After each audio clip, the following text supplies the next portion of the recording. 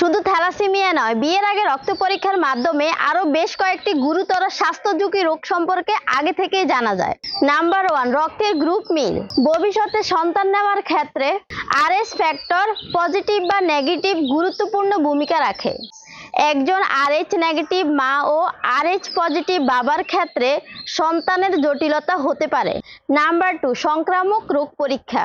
HIV, hepatitis B ও C, syphilis, tuberculosis ইত্যাদি সংক্রামক রোগের উপস্থিত আছে কিনা তা পরীক্ষা করে আগে থেকেই জানা যায়।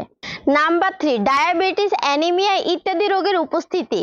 ভবিষ্যৎ পরিবার পরিকল্পনা ও গর্ভধারণের আগে এসব রোগ আছে কিনা তা জানা থাকলে ব্যবস্থা নিতে সহজ হয়। নাম্বার 4, হরমোনজনিত সমস্যা।